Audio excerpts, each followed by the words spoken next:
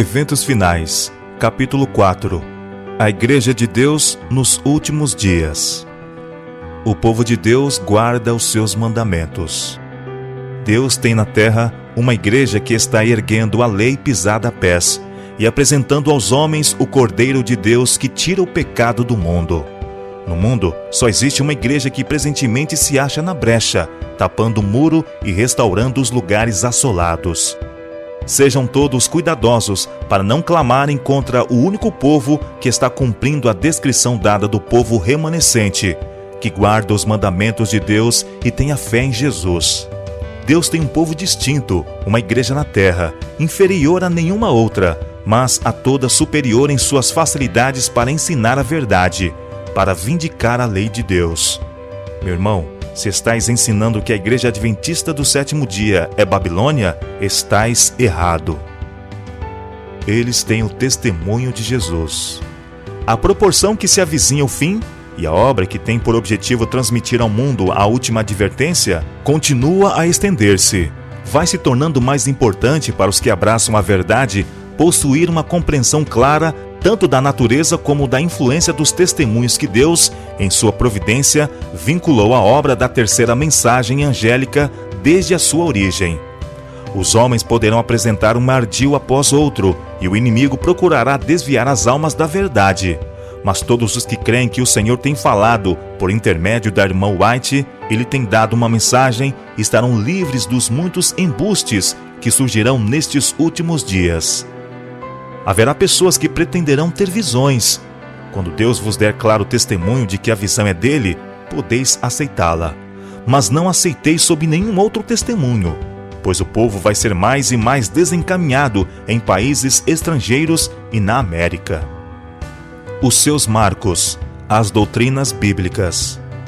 O passar do tempo em 1844 foi um período de grandes acontecimentos, expondo ao nosso admirado olhar a purificação do santuário que ocorre no céu, e tendo clara relação com o povo de Deus na terra, e com as mensagens do primeiro, do segundo e do terceiro anjo, desfraldando o estandarte em que havia a inscrição: os mandamentos de Deus e a fé de Jesus. Um dos marcos desta mensagem era o templo de Deus, visto no céu por seu povo, que ama a verdade, e a arca que contém a lei de Deus. A luz do sábado do quarto mandamento lançava os seus fortes raios no caminho dos transgressores da lei de Deus. A não imortalidade dos ímpios é um marco antigo. Não consigo lembrar-me de alguma outra coisa que possa ser colocado na categoria dos velhos marcos. A missão especial dos adventistas do sétimo dia. O Senhor nos tornou os depositários de sua lei. Ele confiou-nos a sagrada e eterna verdade, que deve ser transmitida a outros em fiéis advertências, repreensões e encorajamento. Os adventistas do sétimo dia foram escolhidos por Deus como um povo peculiar, separado do mundo. Com a grande talhadeira da verdade, Ele os cortou da pedreira do mundo e os ligou a si. Tornou-os representantes seus e os chamou para serem embaixadores seus na derradeira obra de salvação. O maior tesouro da verdade, já confiado a mortais, as mais solenes e terríveis advertências que Deus já enviou aos homens, foram confiadas a este povo, a fim de serem transmitidas ao mundo. Em sentido especial, foram os adventistas do sétimo dia postos no mundo como atalaias e portadores de luz. A eles foi confiada a última mensagem de advertência ao mundo a perecer. Sobre eles incide maravilhosa luz da palavra de Deus. Confiou-se-lhes uma obra da mais solene importância: a proclamação da primeira, segunda e terceira mensagens angélicas. Nenhuma obra há de tão grande importância. Não devem eles permitir que nenhuma outra coisa lhes absorva a atenção. Por que foi organizada a Igreja Adventista do sétimo dia? Aumentando o nosso número, tornou-se evidente que sem alguma forma de organização haveria grande confusão, e a obra não seria levada avante com êxito. A organização era indispensável para prover a manutenção do ministério, para levar a obra a novos campos, para proteger dos membros indignos tanto as igrejas como os ministros, para a conservação das propriedades da igreja, para a publicação da verdade pela imprensa e para muitos outros fins. Seu Espírito nos iluminou, mostrando-nos que deveria haver ordem e perfeita disciplina na igreja, e era essencial a organização. Método e ordem manifestaram-se em todas as obras de Deus, em todo o universo. A ordem é a lei do céu e deveria ser a lei do povo de Deus sobre a terra. A organização sempre será essencial. A menos que as igrejas sejam organizadas de tal maneira que possam ter e impor ordem, nada poderão esperar quanto ao futuro. Oh, como Satanás se regozijaria se alcançasse êxito em seus esforços de penetrar no meio deste povo e desorganizar a obra num tempo em que a organização integral é essencial e constitui a maior força para evitar os levantes espúrios e refutar pretensões não abandonadas pela palavra de Deus. Precisamos manter as linhas uniformemente para que não haja quebra do sistema de organização e ordem que se ergueu por meio de sábio, cuidadoso labor. Não se deve dar autonomia a elementos desordeiros que desejem controlar a obra neste tempo. Alguns têm apresentado a ideia de que, ao aproximar-nos do fim do tempo, cada filho de Deus agirá independentemente de qualquer organização religiosa. Mas fui instruída pelo Senhor de que nesta obra não há isso de cada qual ser independente. À medida que nos aproximamos da crise final, em vez de achar que há menos necessidade de ordem e harmonia de ação, devemos ser mais sistemáticos do que temos sido até agora. A autoridade especial da Igreja de Deus. Deus investiu sua igreja de especial autoridade, que ninguém tem razão em desrespeitar e desprezar, pois ao proceder assim, está desprezando a voz de Deus. O mais alto poder abaixo do céu concedeu o Senhor à sua igreja. É a voz de Deus em seu povo reunido na qualidade de uma igreja que deve ser respeitada. Um tempo de debilidade e cegueira espirituais. Foi confirmado tudo quanto declarei em Minneapolis, que precisava haver uma reforma nas igrejas. Deviam ser efetuadas reformas, pois a debilidade e a cegueira espirituais se apossaram das pessoas que tinham sido agraciadas com grande luz e preciosas oportunidades e privilégios. Como reformadores, eles haviam saído das igrejas denominacionais, mas desempenham agora uma parte semelhante à que desempenharam as igrejas. Tínhamos a esperança de que não haveria necessidade de outra saída. Embora nos esforcemos por preservar a unidade do Espírito no vínculo da paz, não deixaremos pela pena e pela voz de protestar contra o fanatismo. Cristo diz o seguinte daqueles que se ufanam de sua luz, mas não andam nela. Por isso eu vos digo que haverá menos rigor para Tiro e Sidom no dia do juízo do que para vós outros. E tu, Cafarnaum, adventistas do sétimo dia que tiveram grande luz, que te ergues até os céus, com referência a privilégios, serás abatida até os infernos, porque se em Sodoma tivesse sido feitos os prodígios que em ti se operaram, teria ela permanecido até hoje. A igreja está na condição laodiceana. A presença de Deus não está no meio dela. Abuso de poder na sede da igreja. A própria Associação Geral se está corrompendo com sentimentos e princípios errôneos. Tem os homens tirado injusta vantagem sobre aqueles que eles supõem estarem sob sua jurisdição. Determinaram coagir os indivíduos. Governariam ou arruinariam.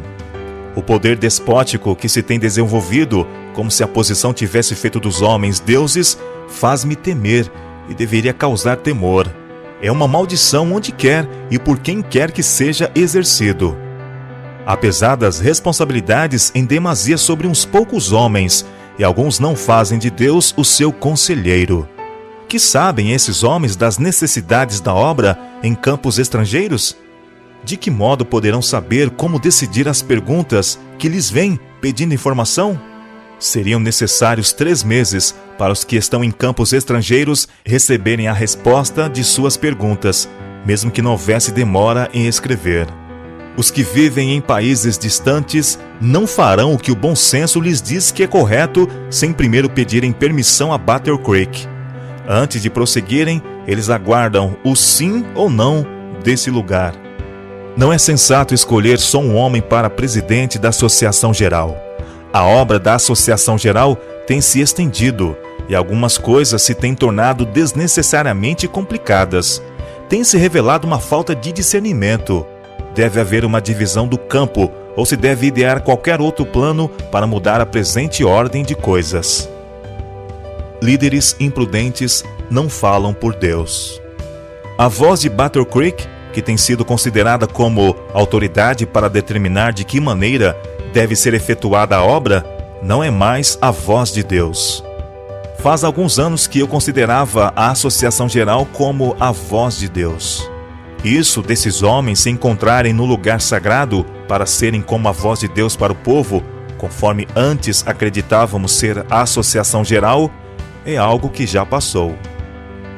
Não há necessidade de uma nova denominação. Tomais passagens dos testemunhos que falam do fim do tempo da graça, da sacudidura do povo de Deus, e falais da saída dentre esse povo de um outro povo mais puro, santo que surgirá. Ora, tudo isso agrada ao inimigo. Aceitassem muitos os pontos de vista que avançais, e falassem e agissem baseados nisso, e veríamos uma das maiores excitações fanáticas jamais testemunhadas entre os adventistas do sétimo dia. Isto é o que Satanás quer. O Senhor não vos deu uma mensagem para chamar os adventistas do sétimo dia Babilônia e chamar o povo de Deus a sair dela. Todas as razões que possais apresentar não podem, quanto a mim, ter peso nesse assunto, porque o Senhor me deu decisivo esclarecimento em oposição a tal mensagem. Sei que o Senhor ama sua igreja. Ela não deve ser desorganizada ou esfacelada em átomos independentes. Não há nisto a mínima coerência. Não existe a mínima evidência de que tal coisa venha a se dar. Digo-vos, meus irmãos, que o Senhor tem um corpo organizado por cujo intermédio ele irá operar.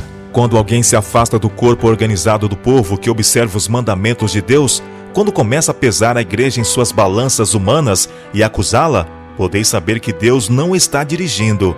Ele se encontra no caminho errado. Deus porá tudo em ordem.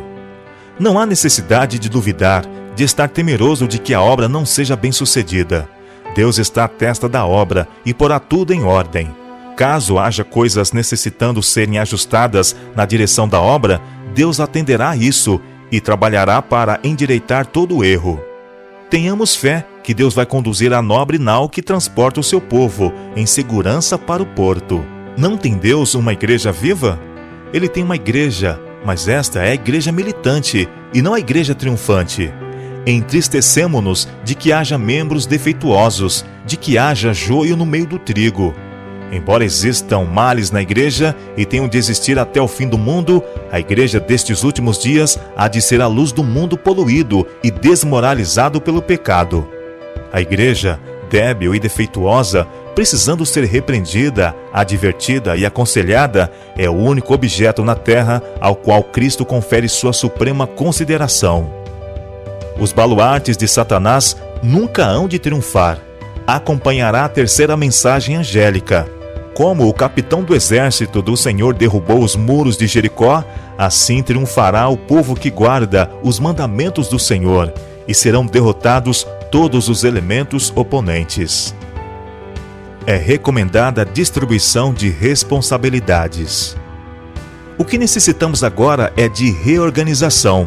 Precisamos começar pelos alicerces e edificar sobre um princípio diferente.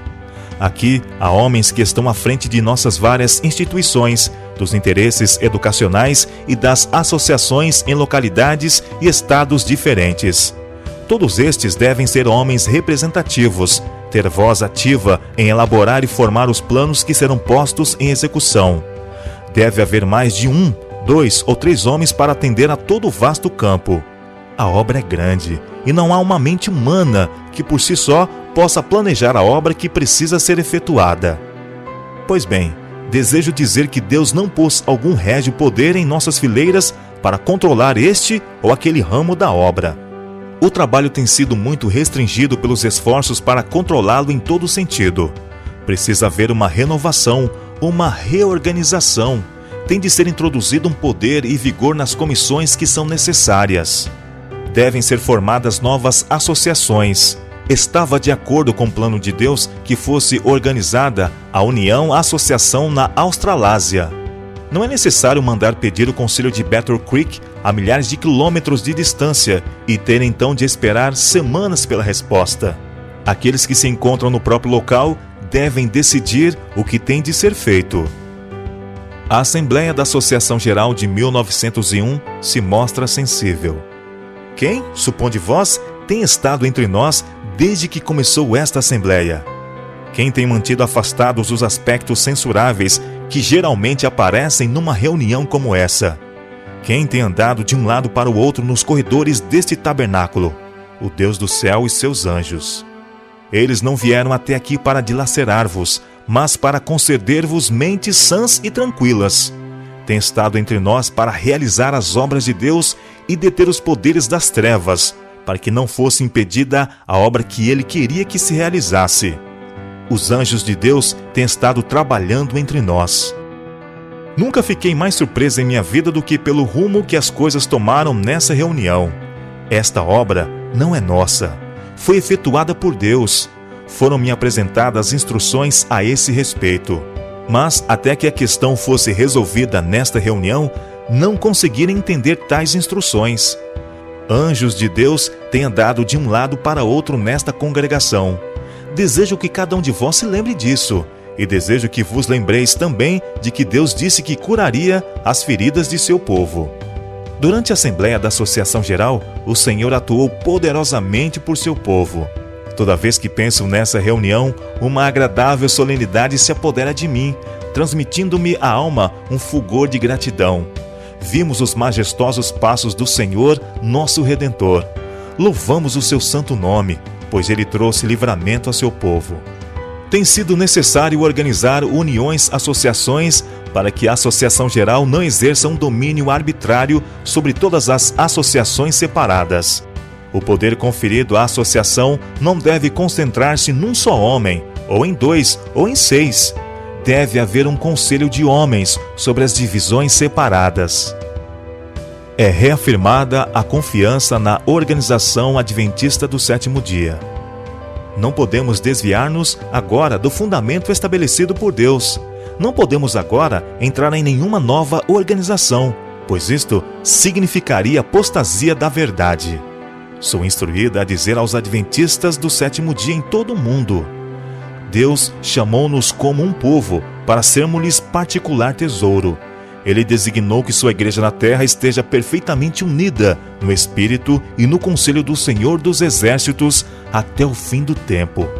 Por vezes, quando um pequeno grupo de homens, aos quais se acha confiada a direção geral da obra, tem procurado, em nome da Associação Geral, exercer planos imprudentes e restringir a obra de Deus, tenho dito que eu não poderia por mais tempo considerar a voz da Associação Geral representada por esses poucos homens como a voz de Deus.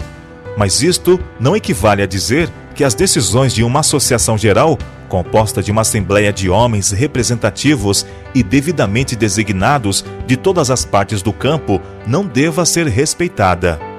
Deus ordenou que os representantes de sua igreja, de todas as partes da terra, quando reunidos numa associação geral, devem ter autoridade. O erro que alguns estão em perigo de cometer é dar à opinião e ao juízo de um homem, ou de um pequeno grupo de homens, a plena medida de autoridade e influência de que Deus revestiu sua igreja, no juízo e voz da Associação Geral, reunida para fazer planos para a prosperidade e avançamento de sua obra.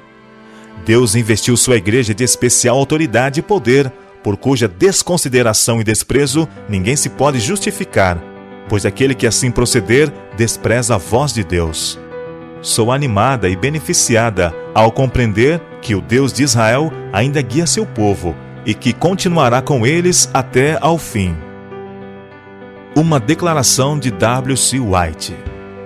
Eu lhe contei como mamãe considerava a experiência da igreja remanescente e falei sobre o seu ensino positivo de que Deus não permitiria que esta denominação apostatasse tão completamente que houvesse o aparecimento de outra igreja.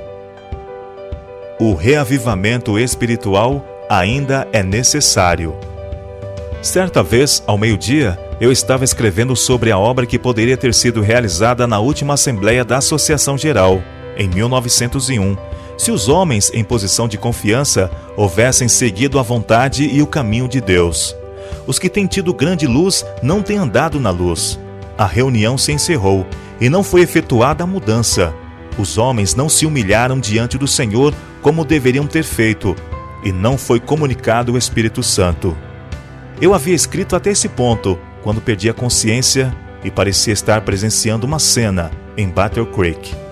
Estávamos reunidos no auditório do tabernáculo. Foi feita uma oração, cantado um hino e houve outra oração. Fizeram-se fervorosas súplicas a Deus. A reunião foi assinalada pela presença do Espírito Santo. Ninguém parecia ser tão orgulhoso que não pudesse fazer sincera confissão, e os que tomaram a dianteira nessa obra foram os que tinham influência, mas antes não tiveram coragem para confessar seus pecados. Houve tal regozijo como nunca dantes se ouvira no tabernáculo. Então despertei de meu estado de inconsciência e durante algum tempo não consegui lembrar-me de onde eu estava. Ainda tinha a caneta na mão. Foram-me proferidas palavras. Isto poderia haver acontecido. O Senhor esperava realizar tudo isso por seu povo. Todo o céu estava à espera para ser benigno. Pensei onde poderíamos encontrar-nos se houvesse sido efetuada uma obra cabal na última Assembleia da Associação Geral. Fiquei profundamente impressionada pelas cenas que recentemente passaram diante de mim à noite. Parecia existir um grande movimento, um trabalho de reavivamento em ação em vários lugares. Nosso povo movia-se em linha e respondia ao apelo de Deus. A paciência de Deus com seu povo.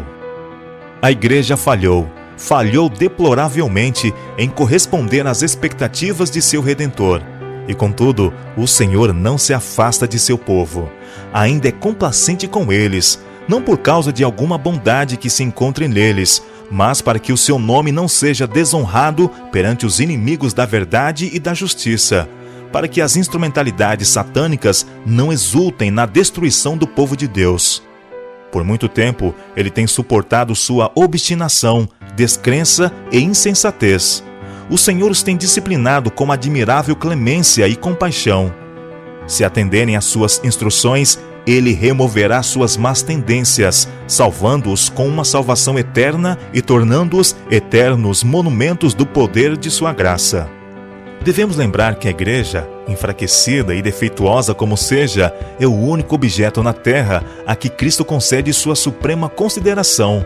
Ele vela constantemente com solicitude por ela e a fortalece por seu Espírito.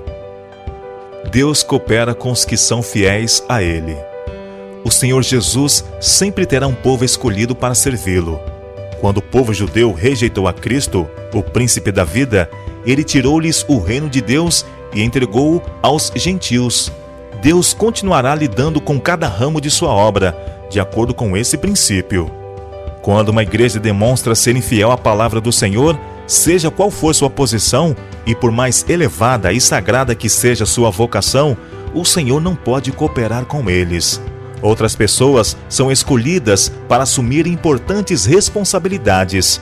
No entanto, se estes, por sua vez, não purificarem a vida de toda a má ação, se não estabelecerem puros e santos princípios em todos os aspectos de sua vida, o Senhor os afligirá e humilhará dolorosamente, e a não ser que se arrependam, os removerá da posição que ocupam, tornando-os um opróbrio. Julgados pela luz concedida. Nas balanças do santuário há de ser pesada a Igreja Adventista do Sétimo Dia. Ela será julgada pelos privilégios e vantagens que tem gozado. Se sua experiência espiritual não corresponde às vantagens que a preço infinito Cristo lhe concedeu, se as bênçãos que lhe foram conferidas não habilitarem para fazer a obra que lhe foi confiada, sobre ela será pronunciada a sentença: achada em falta. Pela luz que lhe foi concedida, pelas oportunidades dadas, será ela julgada. Solenes admoestações e advertências, manifestas na destruição de muito acariciadas instalações para o serviço, como que nos dizem: lembra-te, pois, donde caíste, e arrepende-te, e pratique as primeiras obras. A menos que se arrependa e converta, a igreja que agora está a levedar-se com sua apostasia, comerá do fruto de seus próprios atos, até que se aborreça a si mesma. Quando resistir ao mal e escolher o bem, quando buscar a Deus com toda a humildade e alcançar sua alta vocação em Cristo, permanecendo na plataforma da verdade eterna e pela fé lançar mão dos dons que para ela se acham preparados, então será curada. Aparecerá então na simplicidade e pureza que Deus lhe deu, separada de embaraços terrenos, mostrando que a verdade com efeito a libertou. Então seus membros serão na verdade os escolhidos de Deus, os seus representantes.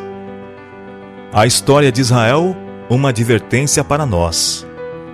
Nestes últimos dias, o povo de Deus será exposto aos mesmos perigos que o antigo Israel. Os que não aceitarem as advertências que Deus dá, cairão nos mesmos perigos que o antigo Israel, e não poderão entrar no descanso por causa da incredulidade. O antigo Israel sofreu calamidades devido aos seus corações não santificados e vontades insubmissas. Sua rejeição final como nação foi o resultado de sua própria incredulidade, confiança em si mesmo, impenitência, cegueira mental e dureza de coração. Em sua história, nos é apresentado um sinal de perigo. Tende cuidado, irmãos. Jamais aconteça haver em qualquer de vós perverso coração de incredulidade que vos afaste do Deus vivo, porque nos temos tornado participantes de Cristo, se de fato guardamos firme até o fim a confiança que desde o princípio tivemos. Hebreus capítulo 3, versos 12 e 14. A igreja militante é imperfeita. A igreja militante não é a igreja triunfante, e a terra não é o céu. A igreja se compõe de homens e mulheres errantes e imperfeitos, que são apenas alunos na escola de Cristo, a fim de serem adestrados, disciplinados, educados para esta vida e para a futura vida imortal. Algumas pessoas parecem pensar que, ao entrar na igreja, se lhes são cumpridas as expectativas e só encontrarão os que são puros e perfeitos. São zelosos na fé e, ao verem faltas nos membros da igreja, dizem: abandonamos o mundo para não nos associarmos com caracteres maus, mas aqui também está o mal. E perguntam, como servos da parábola: por que tem então joio? Mas não precisamos ficar assim desapontados, pois o Senhor não nos autorizou a chegar à conclusão de que a igreja é perfeita. E todo o nosso zelo não terá êxito em tornar a igreja militante tão pura como a igreja triunfante. A igreja triunfante será fiel e semelhante a Cristo. A obra está prestes a concluir-se. Os membros da igreja militante, que se houverem demonstrado fiéis, tornar-se-ão a igreja triunfante. A vida de Cristo estava imbuída da divina mensagem do amor de Deus e anelava intensamente transmitir esse amor aos outros em abundante medida. O seu semblante irradiava compaixão e sua conduta caracterizava-se pela graça, humildade, verdade e amor. Todo membro de sua igreja militante deve manifestar as mesmas qualidades se deseja fazer parte da igreja triunfante.